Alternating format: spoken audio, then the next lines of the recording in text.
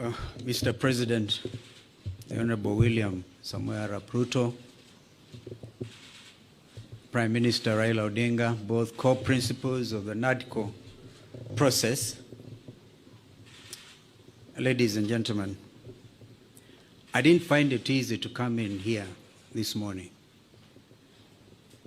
for various reasons, one of which was the barricading of the route to KICC.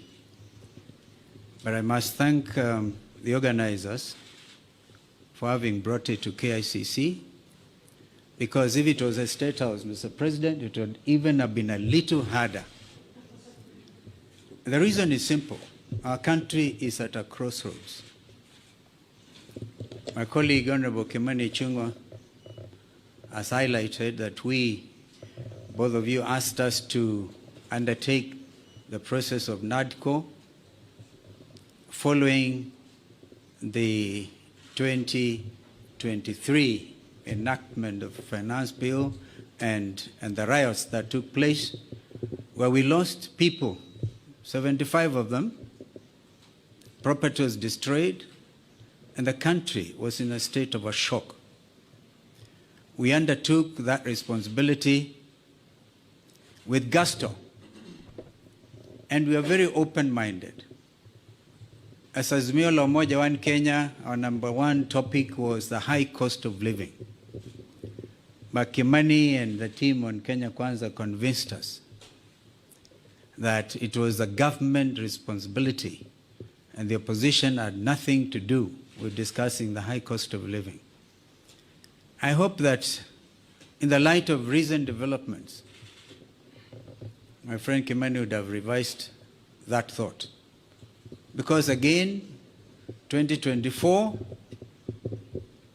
Finance Act and the riots, and again we have lost 41 young Kenyans. This time they came in the form of Gen Z, but they are Kenyans. They have a right to belong. In fact, they are carrying the national flags. They have done it better than we did when some of us nearly got killed. Mr. President, I want to urge that we look at our country afresh. There's no way we can wish away the Gen Z revolution. And if we were to begin to be honest with ourselves, perhaps we need now to go back to Bomas, because during the presentations, Kimani and Cheruiyot may remember, and Wandai was deputizing me, that a lot of Kenyans wanted us to open this space. The space has been opened by Gen Z. I wish we had moved with speed. It has taken inordinate delay to get to where we are today, to get the first product out of NADCO. And I'm not so sure, my friend Kimani, whether it is expected of us to even fast-track the other 8. They have to be juxtaposed by the reality of the country and this new revolt. If we are not careful, all of us will get thrown out by the Gen Zs, because they say we have come of age. You say that we are leaders of tomorrow, we are leaders now. We can't wish them away. Therefore, I want to urge that we now look at the whole thing. For example, we have now set up the process of nominating new commissioners. We made it very clear that both you, Mr. President, and Mr. Raila Odinga, the Prime Minister, will have to agree on, perhaps most importantly, on who becomes the chair of the new Iebc.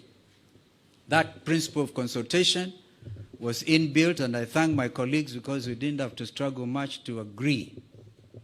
But now is the time. The country is at a crossroads. Can we, for a beginning, even in order to bring the country to normalcy, can you, Mr. President, order the Inspector General of Police, if he doesn't resign, can he remove the police from the streets? Can the army get out of our streets and back to the barracks? I thank you.